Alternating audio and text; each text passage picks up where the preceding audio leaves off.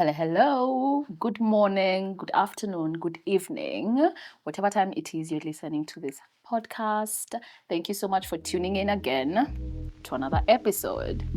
For the longest time, it did feel like my sad was more sad than the usual sad. When it rained, it definitely poured. Consider this podcast a love letter from me to you. Let's unpack. I was having a conversation with a friend the other day. Basically, I was introducing myself. We're having like a whole conversation. We're trying to like debunk something about me. I was introducing myself to this person, and then I was telling them the story of how I started my brand that is currently Samantha Nyakoe. She gave me a very interesting perspective. So I think I've mentioned in one of the previous episodes about the name Samantha Nyakoe and how it came about and how I wanted to change the narrative from a point of shame to a point of victory. And that is what inspired me to like starting my brand and also like just sharing my stories.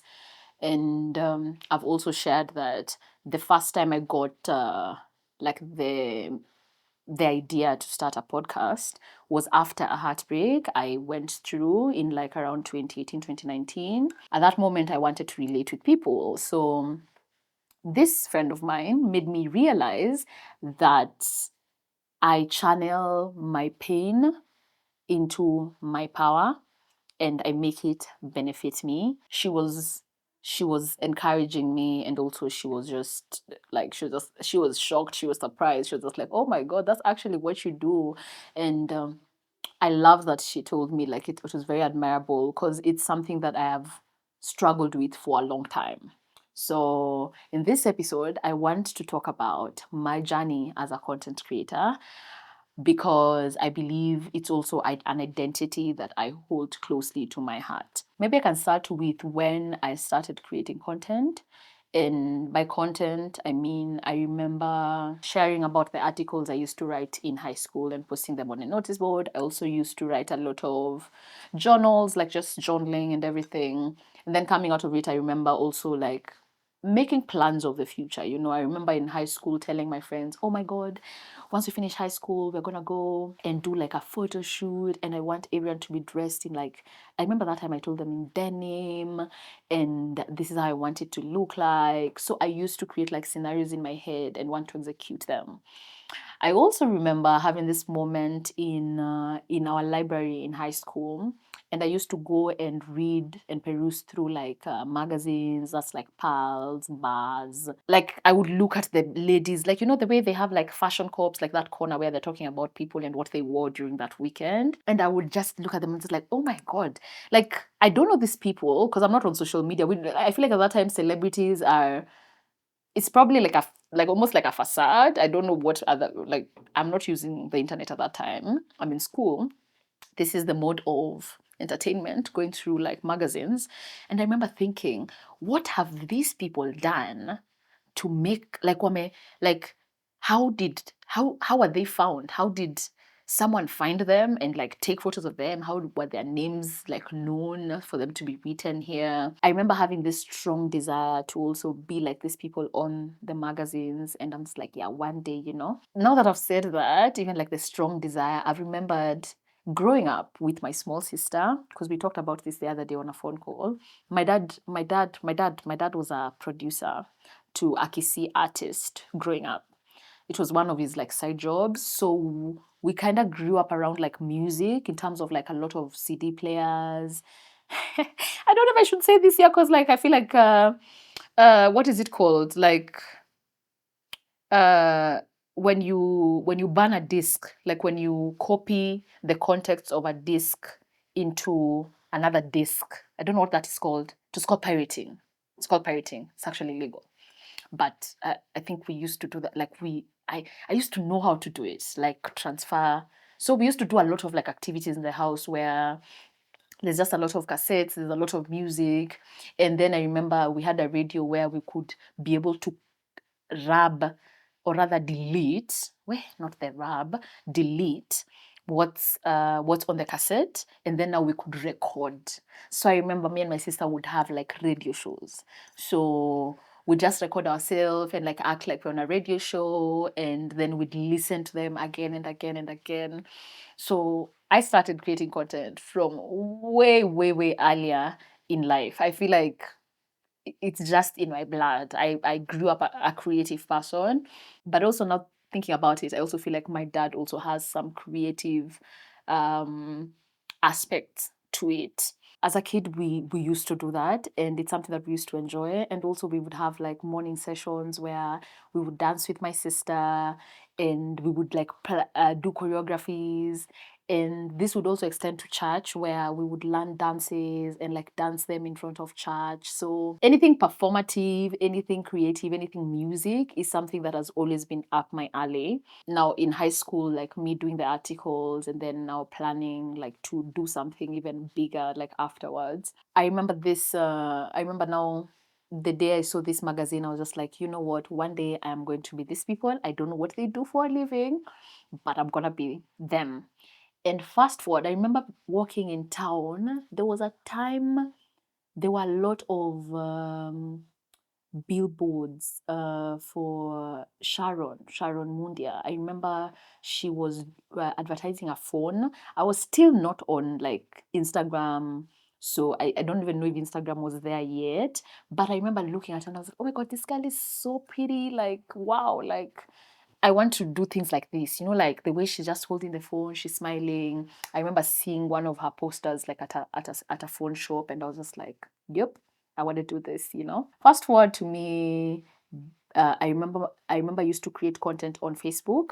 So on Facebook, I would just like post my thoughts, tag with friends. I think basically the only content I used to do on Facebook is just like take a lot of photos and edit them with those crazy filters, and then like just post them, meet with my friends, take photos, do the same.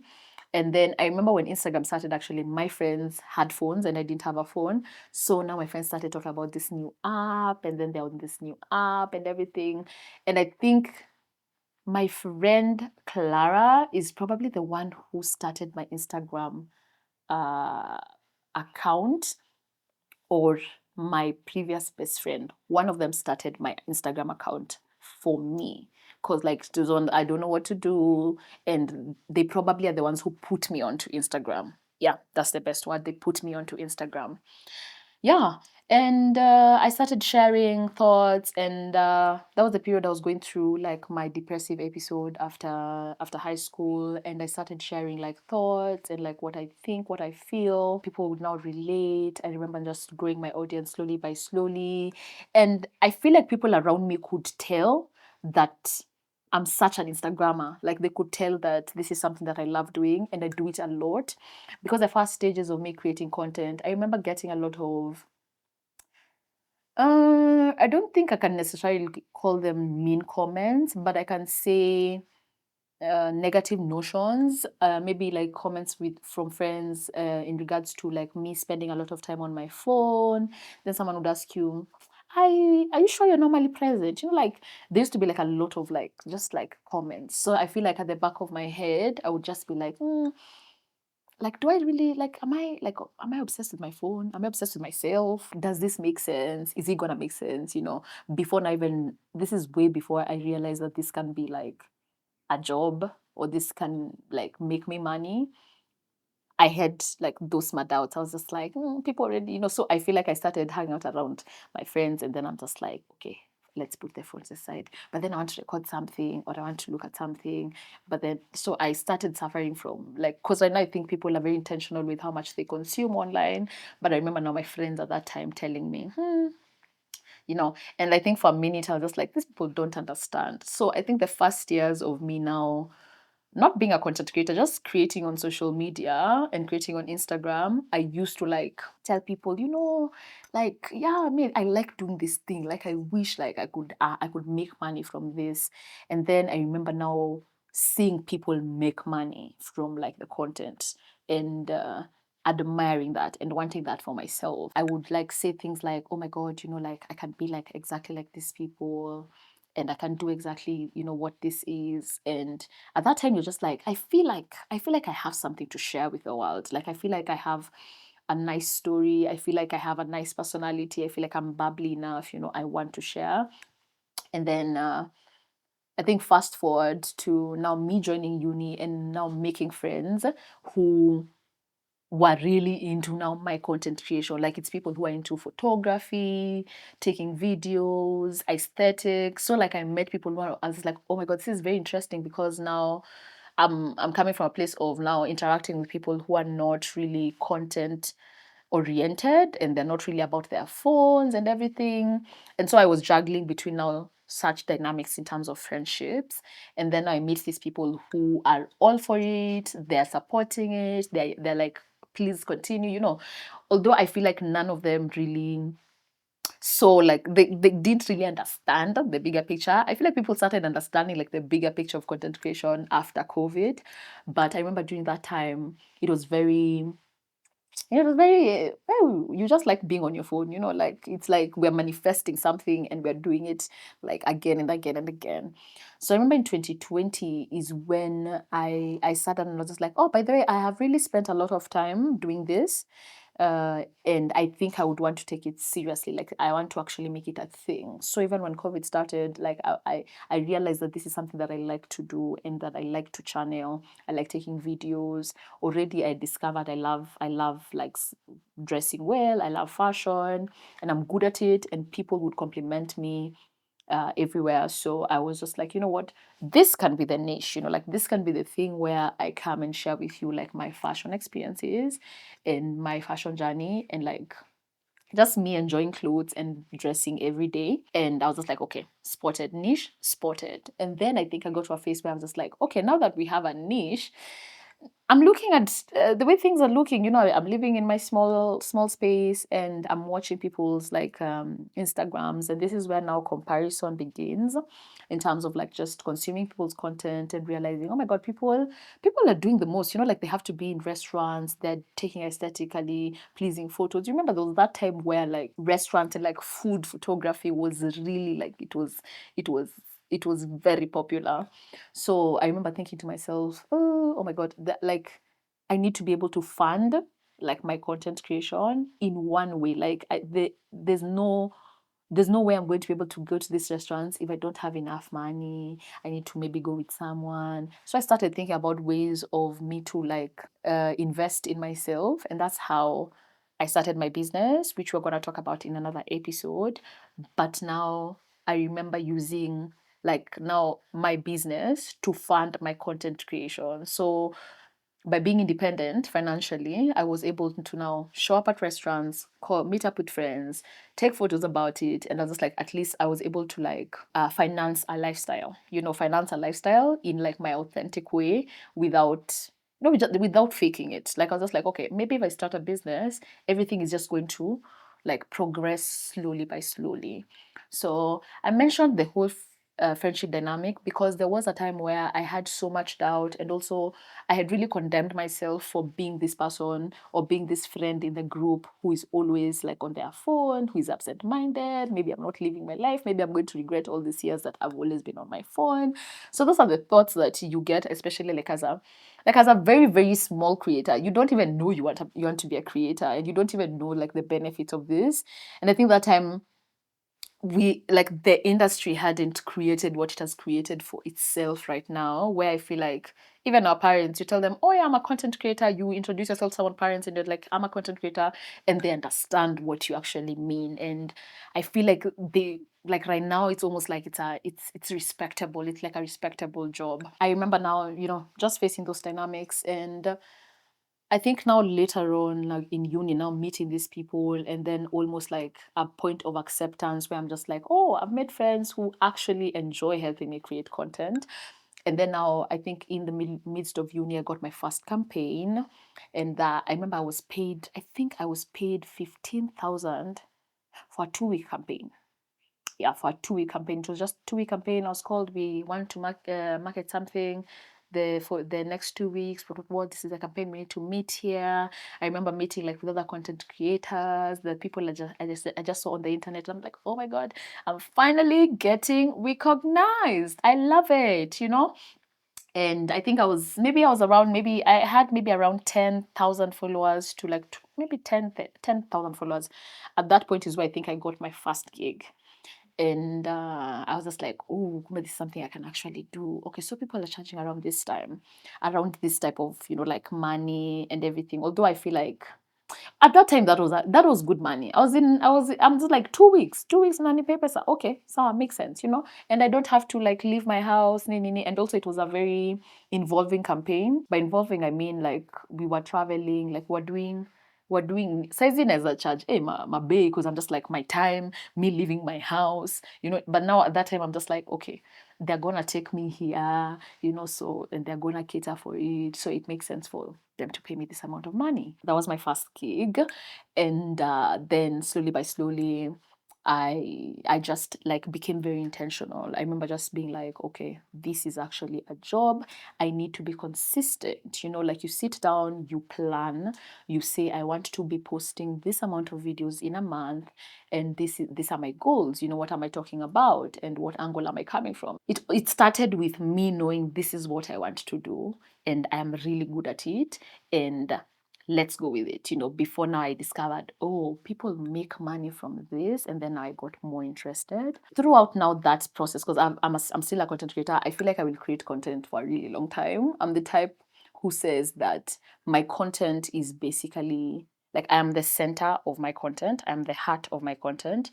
So it will always rotate around me and like what I am going through, what I'm about, but also like just, me doing it fashionably, because I also feel like fashion is at the center of like my content. I think fast forward after getting my first gig, and then we went into COVID, and then we created content nonstop. People went on TikTok. I wish I did. I wish I did. I always say I wish I did, honestly, at that particular time. I'd be so far. And also I feel like I would now have gotten the sense of, like the realistic type of content, and we would be far by the way. I'd have already made it. That's basically it. I feel like a few challenges that I have faced as a content creator, aside from comparison, is like almost losing your voice. And by losing your voice, I can put it in like different scenarios. I remember once realizing that there's this creator, I'm not even going to mention her name, but I remember I used to love her content so much, and then I would just listen to her, and I'm just like, oh my God, I love, like I love how she speaks, and I think she sparked something in me where I was just like, I would want to speak like this, like I'd want my content to involve me speaking, and she inspired that. When I started doing the content and everything, I would notice sometimes I would sound like her, like almost exactly like her. I'm just like, oh my God, there's so much similarity. I need to. So I've had moments like that where I need to remove myself. You either like mute this person for a bit so that you can get your voice, or you just like, I don't know, like I remember that time I removed myself. Like I was just like, you know what, okay, I love watching your content, it's nothing about you, but I'm picking a lot of things from this particular like space, so let me just back up Kiasi. This has happened. I think this happens online. Like I think people say even that creators sound the same, they use the same words, and it's very natural, because I feel like I really spend a lot of time treating social media like a classroom. I used to say this. I treat it like a classroom where we're all classmates. In the club, we all farm. We're all classmates, and people are just, like it's like people are now, by posting, they're either like raising their hand for us to like see what they want to like, tell us. And that's how I view social media. I feel like it's a place where, and even I've told you guys the relationship I have with class, it's a place where I felt like I belong in this classroom, and I have something to say, and I can be heard, and this is my voice. And yeah, So a few things that I've noticed that have maybe made me lose my voice, and this is an experience that I've had in the social media space. I also mentioned in the previous episode where I was talking about my best friend, and I remember I really shared our relationship online, and like in a very vulnerable way, and I feel like for a very long period of time. So I remember when we ended our friendship, and then I came back now on, and I'm just like, oh my god, now I have this page, and then now I have to like it almost like I feel like I noticed that she was almost like a niche of her own where it's like friendship, and like me as Samantha, I'm sharing like fashion content, but there's also this aspect of friendship that I give time and again.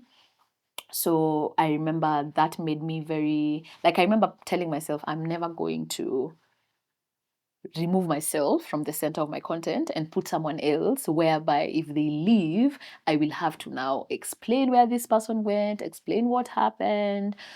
And that was a lesson that I learned. And also now just listening to other content creators talk about, like sharing their families, sharing aspects of their lives. Now I feel like I come from a point of understanding where I realize it can be a bit uncomfortable when this is supposed to be controlled by mainly you, the creator. And then now people are asking, or rather, they're attaching this other characters to your content. I feel like it works for people who do it, but for me, I'm very particular, and I'm just like, at that point I was just like, decenter people. It's like decenter people, and just have yourself at the center of your content, and everything is going to be simpler. And in terms even of anxiety, because there's so much anxiety with how people perceive you, and what you think people think you are, things like that. So I remember now deciding that, and that was an instance where I felt like I kind of lost my voice, especially when it came to like now deep conversations, or also like sharing like my relationships out like publicly. I was even telling my friends the other day, like that nowadays it takes a lot, or rather I feel like I'm healing from that. It took a lot for me to just take my phone and like now post I'm with my friends, these are my friends. The people do that. I'm just normally like maybe I'm the only constant in this life, and then these other people are just like my friends, and they don't have to be in the social media space. But also it's because of now, as we grow up, we learn that some people don't want to be seen like that. It's not always about like taking your phone and recording them. Over the years, I've now realized that now I have more content creator friends than I actually did. It's such a different dynamic, but also a very lovely dynamic, because I'm more comfortable. Like, I'm more comfortable to create content. I'm more comfortable to share, and it's almost like now you feel like you belong. Like there's no judgment. Also now because of the previous like voices in my head and the people around me that now I experience telling me like this and this and this and this about just the perception of like content creators. So that has been my journey, and I have faced like moments of imposter syndrome, moments of imposter syndrome, a lot of moments. And I think I've found my way back, because like I know why I create content. As I said, I am the heart of the content, so it makes it easier for me to always come back to myself. I think I'm just now, imagine even after 5 years, I've just realized that now is when I am now owning the space. Like after all those years of creating content, this is when I feel like, okay, now this is my space. Like in this classroom, this is my space. This is what I like to do, and now I'm creating content, without any sort of like fear of perception. I feel like now that is where I am right now. But it has taken a lot of time before I got here. Maybe something else I can share about my content creation journey is how people perceive you is like now, even outside there, I feel like now that's the one thing that I would really say is the bigger portion, like meeting people in real life, and then how they react to you, and then you being like, oh, that's what they think about me. I've had this conversation with a friend and I was telling them there was a time by the like your brain can tunasemanga kichwa inafura when you become almost like you feed off this energy so much it become like you become proud, like you're just like, oh yeah, I am who I think I am. So I've actually gone through that phase. I've actually gone through that phase where in my head I'm just like, yep, I'm who I am. And then now you experience a humbling experience where you realize that content creators come up every other day and we are so many of us. I think that was a very humbling experience when I realized, oh my God, tuko wengi, like we are so many. Instead of now thinking of yourself as this special person at TCG what, I had to like sit down and be like, tone it down, tone it down. You're not that popular. And like even if you're that popular, like there are other popular people. So I've had phases like that. It's been a very lovely journey. Like I feel like it's been very lovely. It's also very it's also very, I don't know, like I don't think it's one of those things you do and you're just like, do I recommend? I feel like if you wanna, like, it's very demanding. It's very demanding, but also it's very fulfilling. I love sharing my life with you guys. Someone today morning texted me and they're just like, hi Samantha, I really like the space that you're in right now. I feel like you're very creative, like you're most creative right now. And I'm just like, yep, a total stranger just woke up and made my day. I think that's the best part of being a content creator and just opening myself like to the world. Maybe to someone who wants to like become a content creator or like join the space, I feel like there's so many opportunities. I have experienced such big milestones in this space. I feel like the things that have happened to my life that have really affirmed me. Like I've done so much that I didn't think I would do. And I want to take this opportunity to thank you for supporting me. And if you have a content creator friend, just be their friend, like just be their friend, just, support them. And it's not an easy journey. I feel like it takes a lot of bravery. And now that I relate with so many of my now content creator friends, I'm just like, oh my God, we are all so different and we all have something to say. And it's really taught me to like allow people to just be. So, yeah, thank you so much for listening in. Till the next episode. Bye bye.